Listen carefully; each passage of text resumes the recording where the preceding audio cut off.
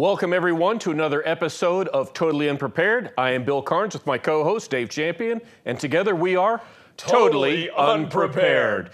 Today, we're going to talk a little bit about something timely and in politics, Dave. We had our fearless president, Barack Obama, come out with a proposed $4 trillion annual budget, of which there's not nearly enough money to pay for it. And decided to pay for at least part of it by raising different portions of the income tax on individuals and corporate income tax. So you and I both know that this will never actually go into the general fund. The way that this works starts back in the days where we realized this. With early on in President Reagan's administration, he decided to put together what is commonly now known as the Grace Commission, with the primary responsibility of finding out all of the money that the IRS brings in, where does it go, what does it pay for? So essentially what we ended up with was they came back a year or so later, Mr. President, all of that money that goes to the Internal Revenue Service, collected as these various income taxes, goes almost entirely and primarily to the Federal Reserve Bank for the purpose of paying the interest on the national debt. Nothing on the principal, just the interest. And they added, and it does not pay for any of the services that the American taxpayers expect. Nothing at all. That money comes from where? It comes from the tariffs, the taxes, and the other surcharges that America has had since its inception that have been on import and export goods and things of that nature. And let's not forget the printing press. The printing press, okay, there we go. So those are the sorts of things that where the money comes from that actually goes into the services in this $4 trillion budget, if you will.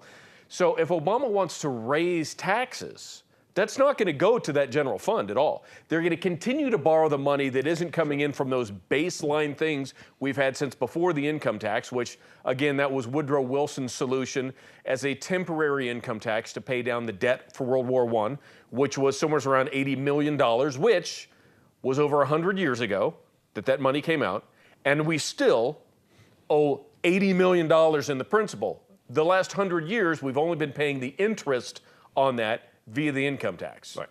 So let's talk a little bit about how horrible this idea is, Dave, because I got to tell you, I have worked for the federal government as a contractor. And at the time I went into it, I went in there with the crazy notion that we could probably operate on 60 cents of every dollar because 40 cents is waste. And I was absolutely blown away that I was not right at all. It was 60-40 the other direction. 40 cents on every dollar is probably used wisely. And I might be exaggerating there, where 60 cents or more is a total waste. Yeah, you know, and I knew we were facing a problem on, what was it, 4 years ago now? When the government, the Treasury Department announced it was no longer going to publish the report that talks about the volume of money in circulation. I think, what was it called, the M3 report? But when they said they were no longer going to publish the numbers on the volume of US dollars that are out in the world, I knew that was the signal for me that the government was intending to just start printing dollars and shooting them at the world out of a fire hose. Okay?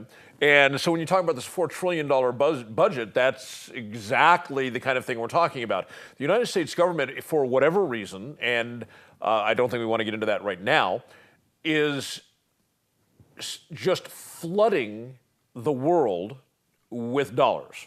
And I think these crazy spending numbers that you're referencing is a part of that scheme.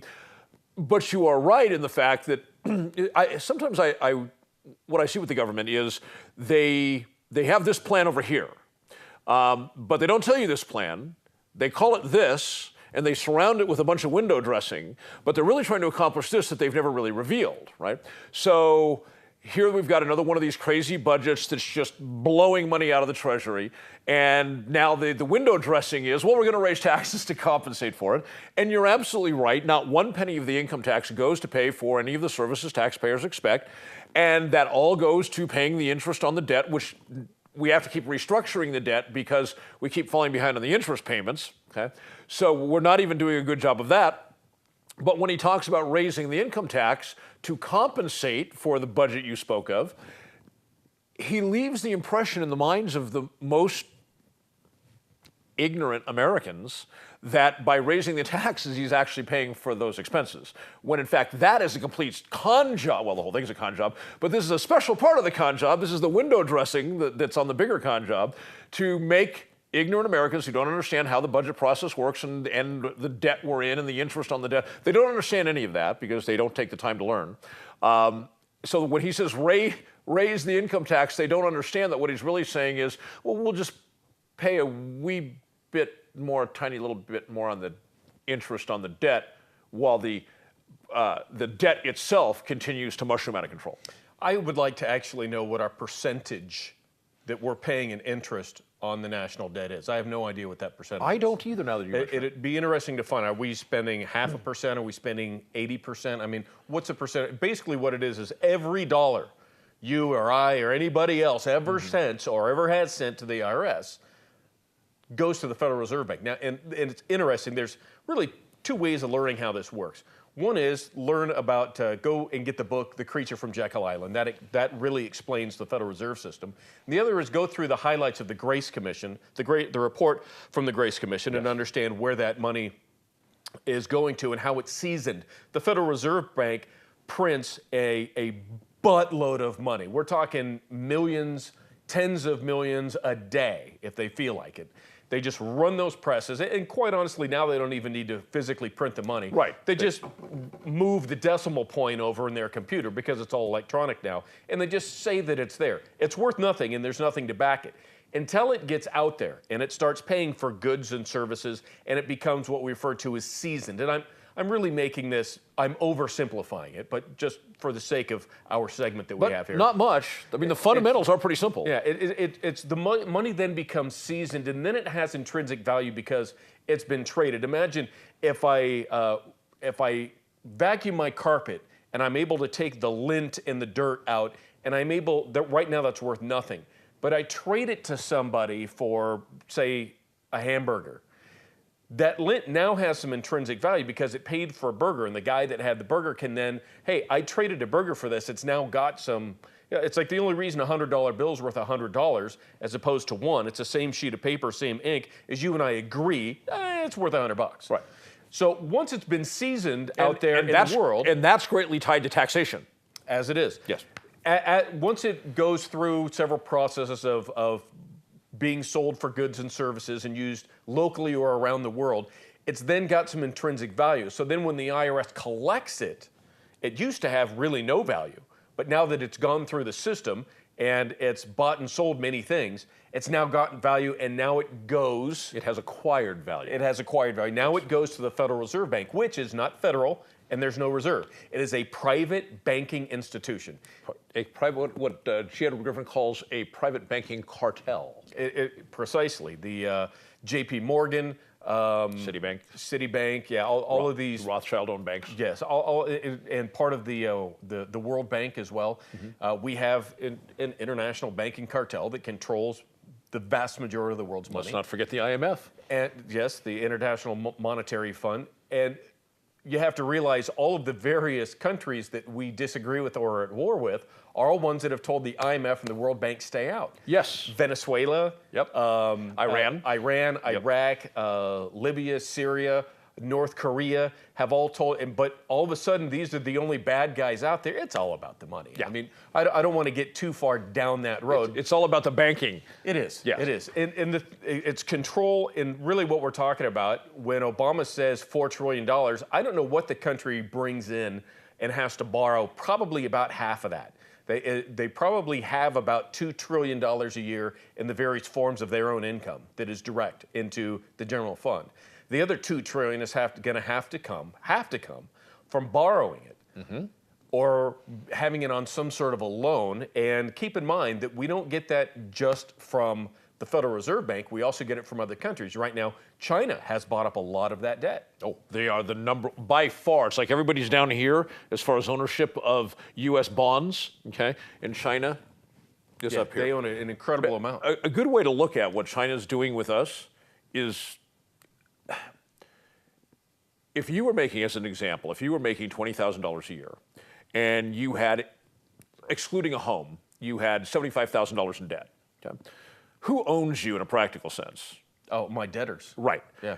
And that equation doesn't change between sovereign nations. Okay? It's just as true there as it is in the example we gave. So what people fail to understand is that China, and people are shocked by this and they get angry when I say this, but on an economic scale, it's true. China essentially owns us. And it's interesting because China just recently, in the last quarter, eclipsed the United States as the world's largest economy. Yeah. And they are funding, this is an important part, China, by buying our debt, is funding our government, how scary is that, and our lifestyle. And they're also funding their own Yes. by business and competition. Yep. You have to realize the reason that business goes overseas out of the United States is primarily because the federal government has regulated that business so heavily they can't afford to do business and remain competitive. And most people don't understand the United States has the highest corporate tax rate in the world. Yeah. So I've often said, when I see these things on social media, Google's evil because they took their operations overseas. Burger King, I think, took their corporate offices to Canada, and people are criticizing them as being evil. Look, the CEOs of those companies have a fiduciary duty to their shareholders. Not to me, not to you, unless we happen to be shareholders, not to the government of the United States. They don't have a fiduciary duty to any of those people. They have fiduciary duty to their shareholders. So if the United States Congress enacts taxation and regulation that makes it more advantageous to the shareholders to move those companies offshore, the fiduciary duty that they owe their shareholders demands that they move them offshore. Knowing this, who's responsible for pushing them offshore? So what we've got is China, the world's largest economy, also owns basically finances the second largest economy based on all of their income, because of the way the government has regulated us out of being able to be the masters of our own destiny in a free market economy, which we essentially no longer have. In China, which is communist controlled, but has essentially a free market in most areas, is now ruling the world. Yeah, and how ironic is it that we remember when we grew up, it was Red China, right? That they are now, in many ways, more economically free than we are in this country. Absolutely. And we'll be back right after these words. Don't go away.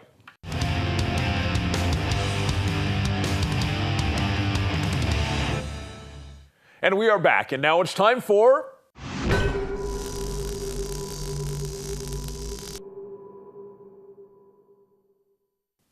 All right, what is up with people telling small lies that erode their credibility? Now, I say small lies because if somebody tells me a lie, and the purpose of that lie is that they're going to somehow get $5 million and run off to, I don't know, Switzerland or something, you know what, I might not approve, but I get it, right? I would understand that, okay, you told me a lie and you got $5 million. I certainly understand your logic in doing that. What I don't understand is when people tell little, small, trivial, needless lies that then make them, then later when they're telling you something, you say to yourself, I remember when they did that. And so let me give you an example. There's somebody that you and I know, and we were joking around about tattoos. And I said to him, you should get a tattoo. Now, he is a religious person, and he's of a religion that really frowns on tattoos. Right? It's within the Christian realm, but many Christians don't consider it Christian. Most people will be able to connect the dots on that one. That's got to be the LDS. It is, yes, and highly, highly anti-tattoo. So much so, as a matter of fact, one of the... So yeah, you don't see him with the big hoop, loop, the gauged ear piercings or the nipple rings or anything like that. It was so funny. They're so anti-tattoo. One of the guys was trying to actually get me interested in the Mormon church. Don't bother. And any church, by the way, not picking on the Mormon church. So, and he says, you'd be surprised how welcomed you would be in the Mormon church, even with your tattoos. I'm sure I would be surprised. So wrong pitch, right? Anyway, so this fellow, I'm teasing him because I know he's never going to get a tattoo. So I say, you should get a tattoo. And he takes me seriously, right? He's kind of a serious guy, and he takes me seriously. And he says, I would, except my wife told me before we got married that if I ever got a tattoo, she would divorce me. Wow, that's drawing a line in the sand. Isn't that crazy, right? And so I responded, one thing my friends can always count on me and you can attest to this. I may not say what you want to hear, but I'm going to tell you how it looks to me, okay? And I've lost some friends over that over the years. But my response to him was, gee, that sounds loving. Now, my definition of love, if you get some ink on you, you don't care if you're married, have kids. Are down the road. Yeah, we got sealed in the temple, tattoo. Could you imagine that on the application for a divorce? Right. Right? It's like not irreconcilable differences. Irreconcilable ink. He got inked. Yeah. So he tells me this, and I have no reason to imagine it's not true. Right? Okay. So fast forward, I don't know, something like 10, 11, 12 months, and I'm posting on Facebook something about how Mormons, in particular Christians generally, to some extent, but far more so Mormons. Sundays I tend to do religious stuff on my Facebook page. So if you friend me and you're religious, don't come around on my page on Sundays. So you're just goading, aren't you? No, I don't need any more controversy.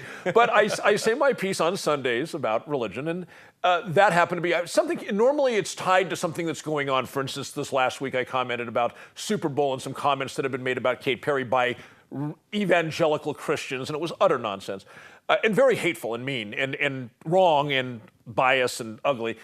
So I do stuff like that, and something had come up about tattoos. So I'm making this comment about that Mormons in particular really have an issue with tattoos, and I cited the right off of one of the Mormon pages on the internet. Is like some Mormon wiki page.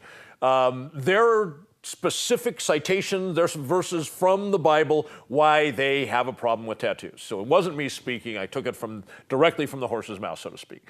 And so within this thread, I commented and I said, yes, a friend of mine said that he could not get a tattoo, whether he wanted to or not. He could not get a tattoo because his wife had told him before they wed that she said, if you ever get a tattoo, I am divorcing you. Okay? Now, much to my surprise, my friend comes on the thread and comments about the story that I just told, which apparently 10, 11, 12 months later, he forgot it was him who told me the story because he starts explaining to me why that woman would not be following the dictates of the Mormon faith and why she would not be being a good wife and blah, blah, blah, blah, blah. Right? Okay, now, it's starting to come together. Let me ask you a question. Yeah, Does this person happen to live in the Sonora Desert region? I'm not answering that question. Because I'm pretty sure I know who you're talking about. You know who I'm talking about. All right. But it was clear by the way he was, I don't know if condemning the woman, that might be a bit strong, certainly being critical of the woman and saying she was completely wrong-headed and that no Mormon woman should be approaching her husband in that way. And it was clear that he'd forgotten. Oh my, you know what would have been funny? To respond on there something along the lines of, how would you address this if it happened within your household? Well, the funny thing is, and look, I love this guy to death. He's a good man. Okay? Oh yeah, absolutely. If we're talking about the same guy, we are. I mean, a very stand-up guy. He is a stand-up guy, which makes this all the more not understandable for me. Yeah, really, the only chink in the armor is his running home to the base of total defense and argument, and little white lies, as we just talked about, over the LDS Church. It's like, no religion is perfect. Right. All of them have their issues, and it's all of them are an issue. to be lighthearted enough to say, yeah, that's a little silly. Yeah, and the fellow we're talking about, bless his heart. How's that for a kind of a religious old person comment? Absolutely. Bless his little heart. There's something in religion, in Christianity, called Christian apologetics, and it's actually an area of study. It's basically, you could break it down to a layman's phrase of defending the faith, right?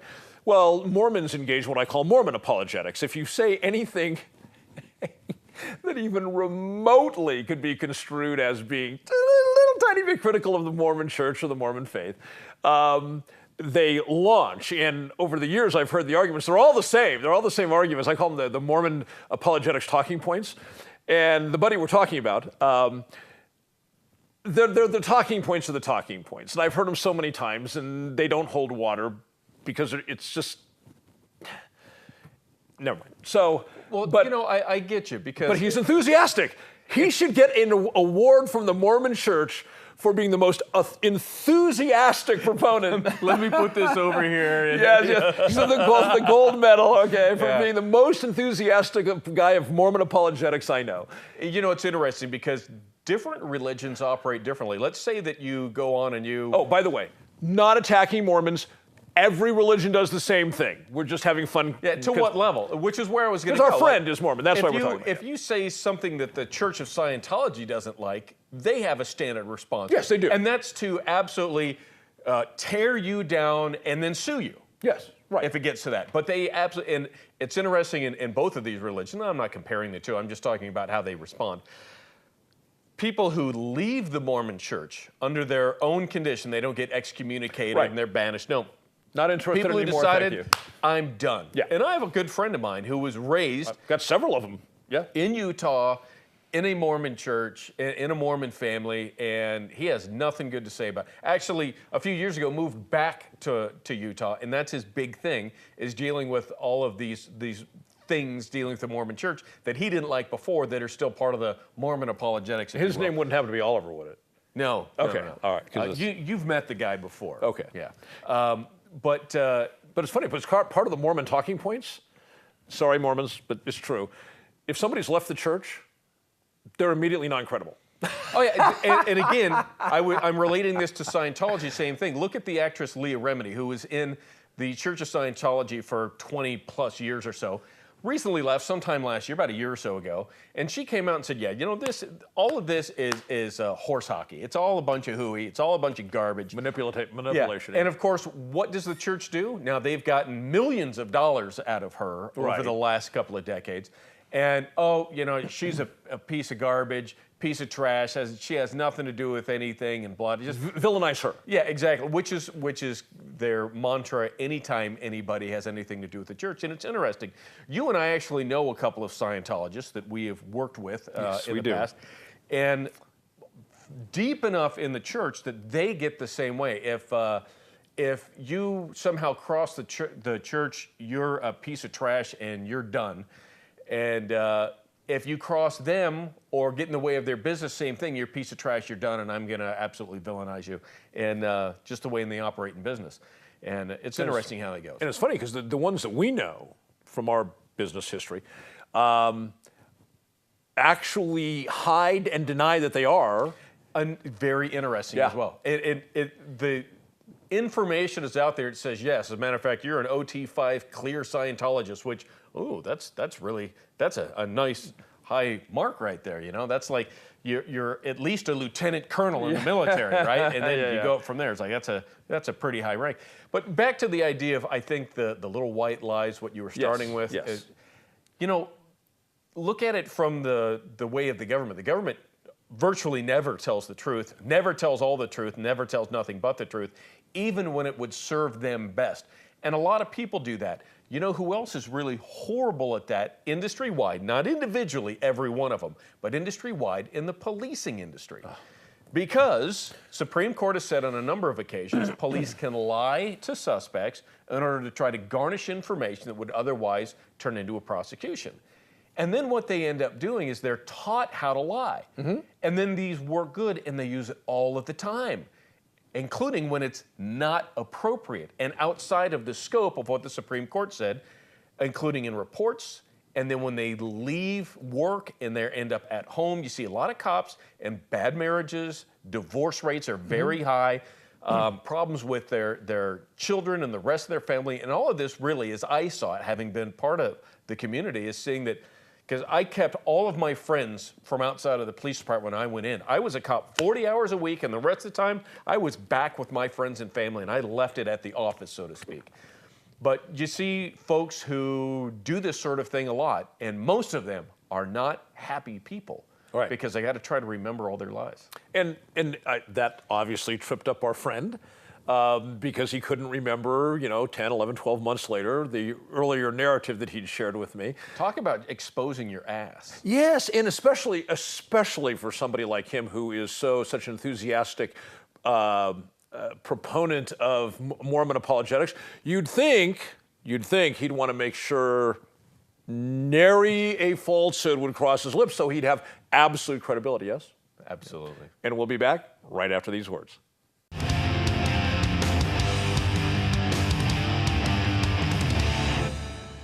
Welcome back. And now it's time for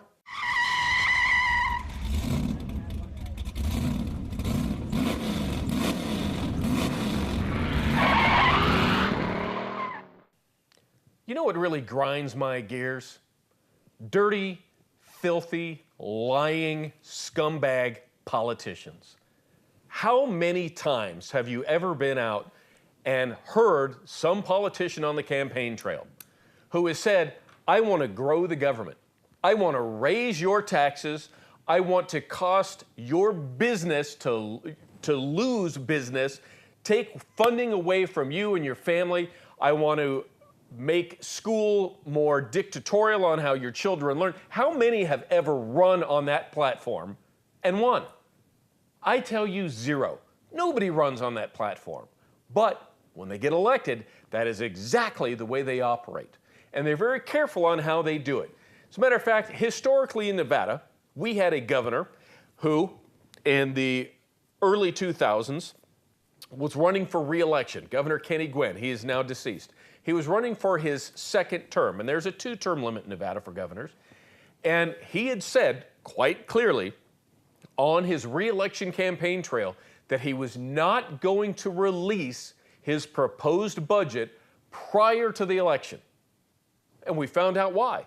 Because he ended up proposing the largest tax increase in the state's history. At the time, the largest tax increase per capita, per citizen in the entire state of Nevada, in the whole country. Now, we just had the same thing. Now, he was a Republican.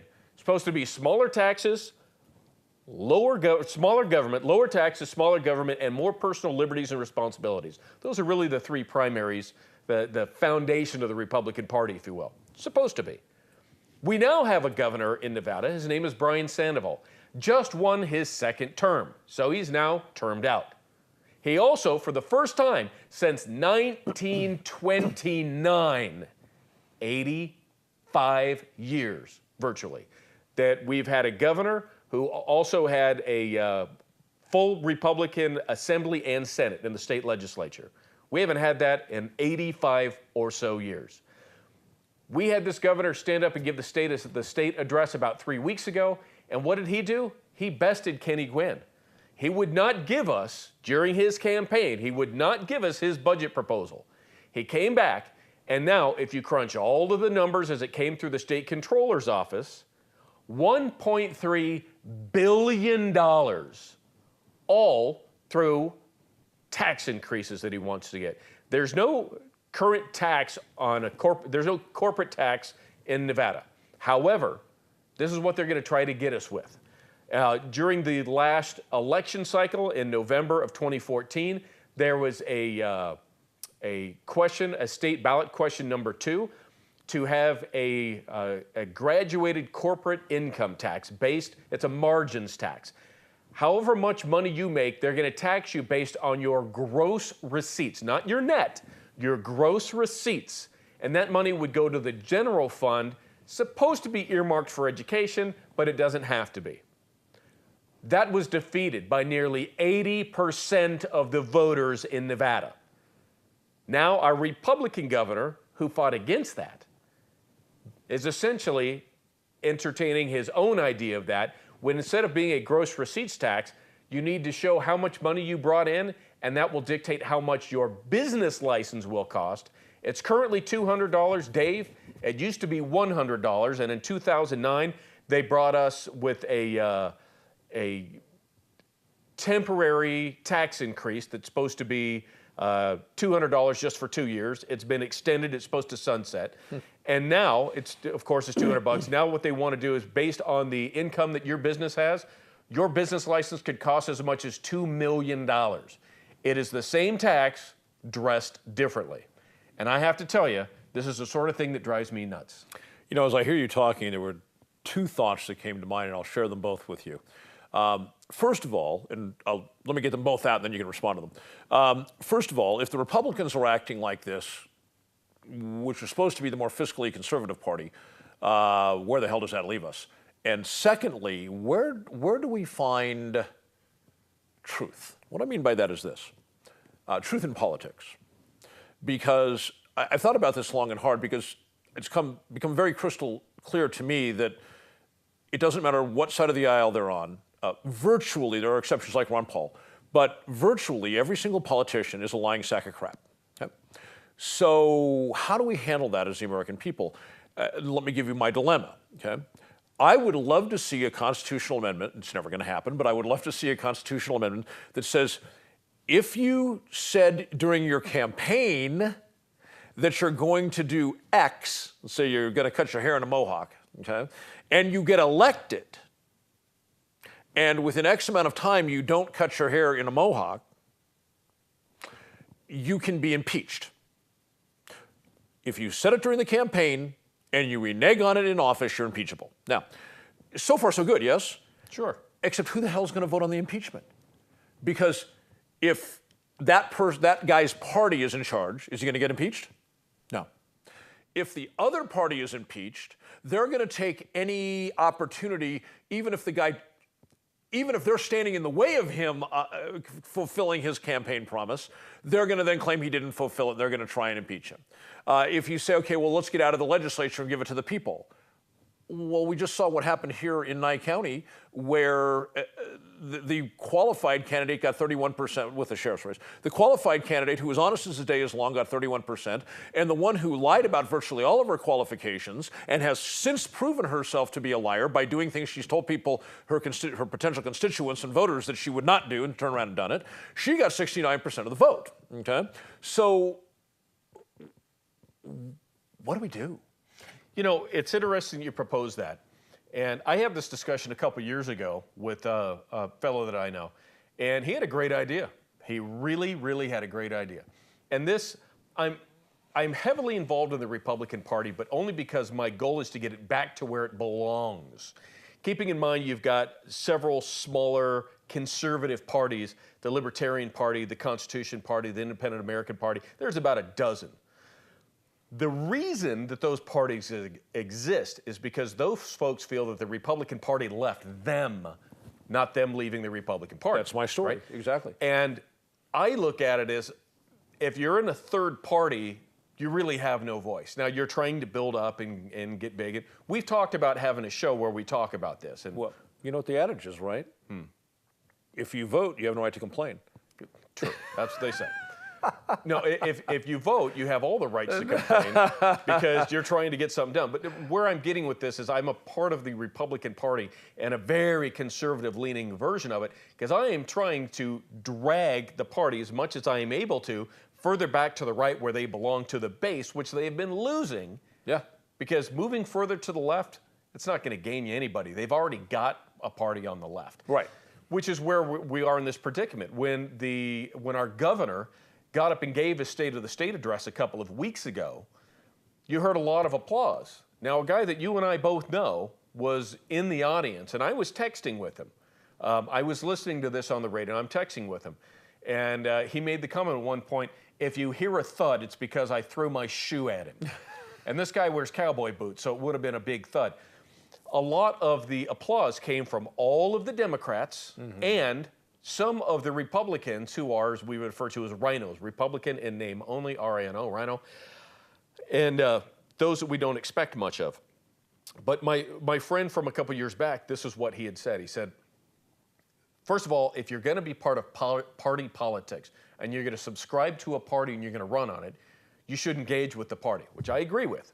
Okay? If you're going to run as a Republican, you should know the platforms. You should know the bases. You should be involved with the local and if possible, the state party. You should know what's going on and be part of the party.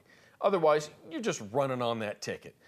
If you're going to be part of politics and you say you're going to toe the line, pre-write a letter of resignation. Pre-write it and keep it undated and give it to the party. And if it's county, then the county party holds it. If it's a state or a larger office, the state party gets it. And from there, if you wane away far enough from the party that they would have the ability to get an executive committee together and vote whether or not they should submit your letter of resignation. And I would submit, if that were the case, that letter of resignation would need to be approved by at least 2/3 of the executive board, or maybe even at a full meeting of everybody there. Should we, by 2/3, submit that letter of resignation and then have the governor, whoever at that point, would appoint a replacement? That's my solution to it, because then you don't actually need to pass a law. You just need to have a party that is together enough, the party understands the platforms and the principles. Give them this letter, because then you know, hey, if I'm a man of my word, I should have no problem submitting that letter to them. Right. But if I am going in under false pretenses, then there's no way I'm going to submit it. Right.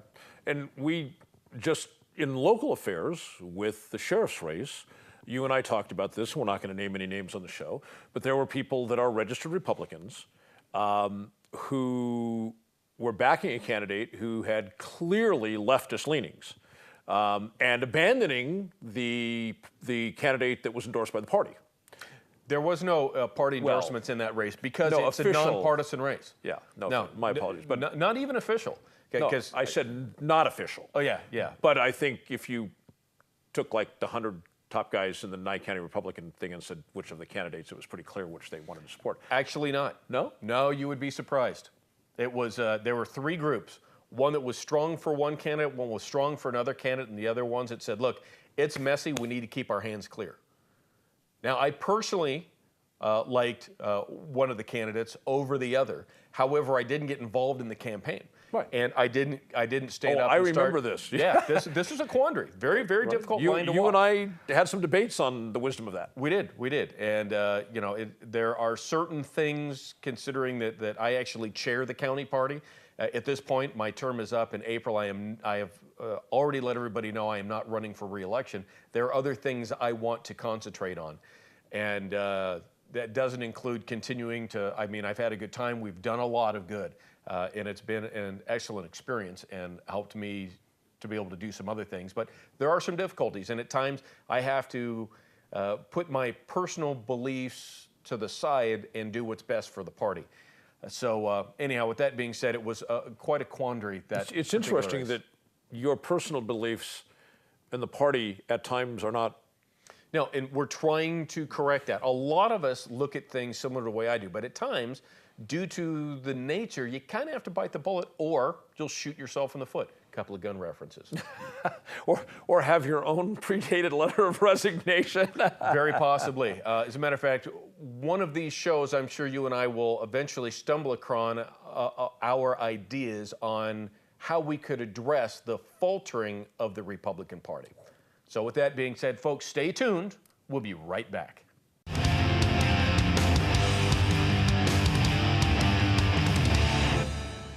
And welcome back. We're now going to get to the viewer email bag. Right across the bottom of the screen here, you're going to see our email address. It's daveandbillshow@gmail.com. Send us in whatever you would like to hear us chat about, something that might be on your mind. And Dave, one that came in from one of our viewers was, do you think that America has a hero complex? And they sent it in because there is an online news story that said hero in Boston. Keep in mind, this last week, Boston's had a couple of huge snowstorms hit. They are buried. As a matter of fact, it's been a few days since the Patriots won the Super Bowl against my beloved Seahawks. Man, that was a tough Patriots, loss.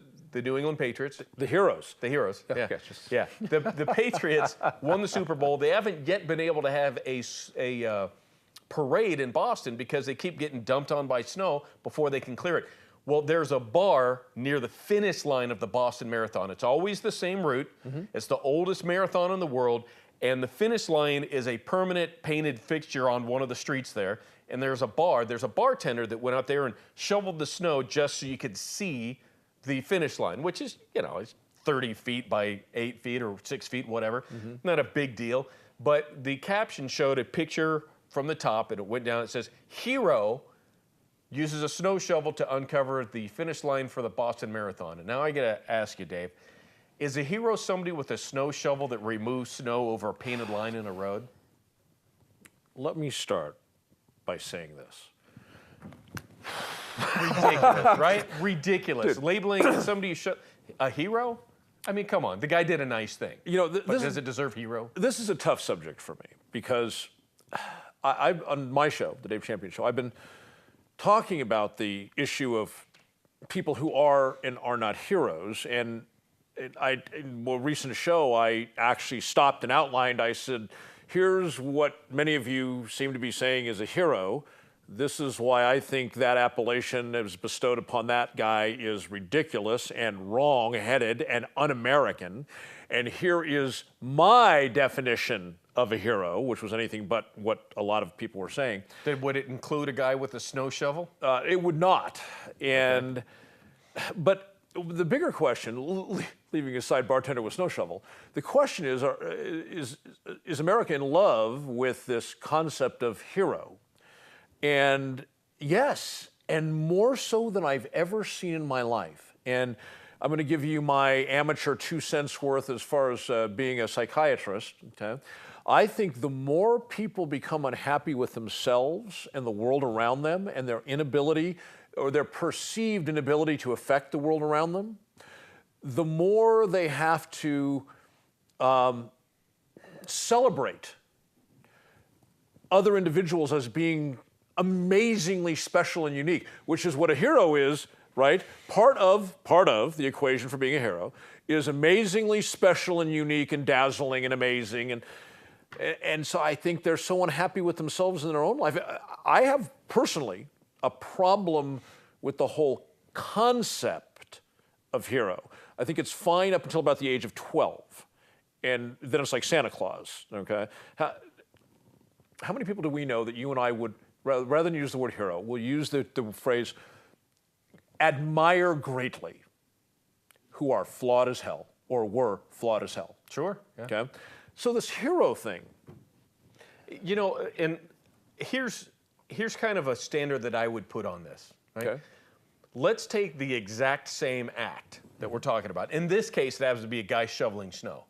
But it could be anything. But let's stick with the snow shoveling guy. I like the other version. Yeah. Let's take him. Snow shoveling. Snow shoveling. And let's take it back to 1920s, 30s, 40s, 50s, right? Nearly half a century we've got there. And let's find out if a guy went outside of his bar and shoveled a little bit of snow, would he be a hero? No, that's something they did all the time. Because you didn't have the local government owning snowplow machines and taking it upon themselves to clear the snow. Everybody had to step up and do it themselves. They needed to shovel the snow from outside of their shop. They needed to have the pathway clear. If they wanted their customers to be able to park and get out, they didn't leave a big pile of it there. They got it somewhere else. Collectively, they worked together to pitch it into somebody's truck and then shovel it off into an empty lot or something. That was not a hero. That's what somebody did in the morning. Right. So if we back up this snow shoveling bartender, Show snubbling, bartender, 30 or 40 years ago even, right. Would that be, my dad would have kicked me, hey, go outside of the print shop and shovel a sidewalk. Nobody would have said a hero teenager went out there and was shoveling snow. No. You could have been a hero. It was what I was expected to be doing. So if you didn't live in Nevada, you could have been a hero. You know what it is? I believe that it's just one of those things where it's a human interest story. Yes. But it's sensationalized. And sensationalizing the tiniest things seem to be what we're victim of in this country. Yeah. On my show when I was discussing what people are not heroes and why, I concluded by talking a little bit about somebody I felt was, again, I have a problem with the whole concept of hero. I prefer the phrase greatly admired. And maybe even hold up as an example of the kind of, if you had a child, look, this guy is a great example, right? And the example I gave was Jeff Cooper. Okay. Colonel Jeff Cooper. Colonel Jeff Cooper. For those of you who don't know, he was the founder of Gunsight, which was sort of the prototype for the modern firearms school. And I mean, Jeff Cooper lived a fabulous life. I mean, he grew up, he went to Stanford University. I think he ended up with 2 doctorates. He went to World War II and he fought gallantly and was honored for his combat he was an officer in the Marine Corps, honored for his bravery in combat in World War II, came home to Southern California. Ironic story, he used to shoot 1911s in something called the Southwest Pistol League. Yeah, it was a leather slappers up at Big Bear. Yeah, which is one of my closest friends.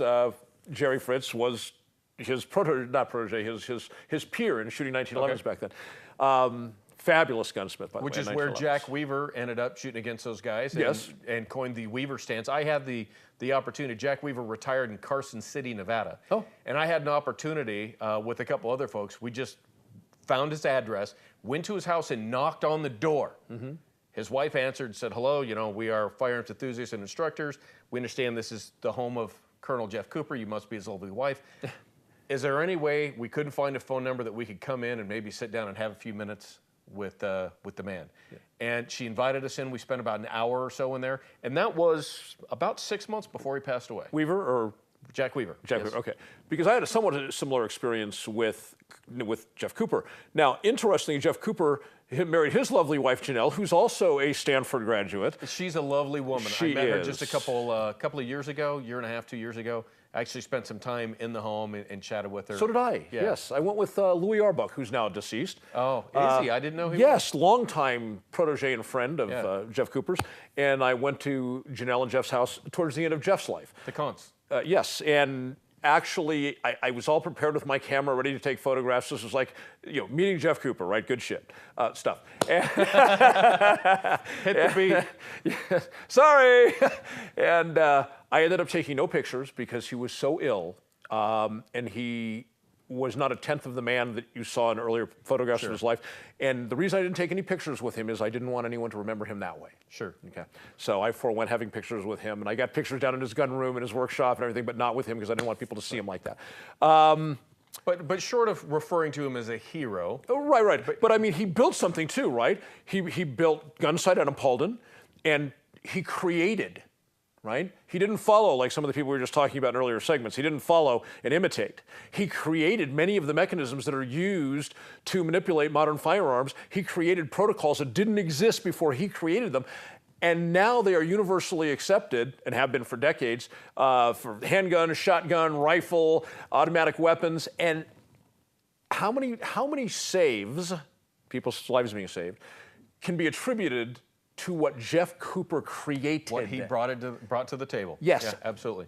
That is a guy I would point my kids to and say, there's a man to admire. If you want to put the hero label on somebody, that's the kind of guy. But at the same time, you talked about people who have flaws. So Jeff Cooper created the 4 universal firearm safety rules. Yes. And had at least half a dozen negligent discharges afterwards for having not followed his own procedures. I got to tell you something. The one thing that and that's not to distract, I'm just saying that people are flawed. Right, and I'll give you another example. Jeff Cooper had, which some people consider a flaw, I don't, he would have several cocktails, and this is when the school was not operating, there weren't At night. Nobody around, no classes.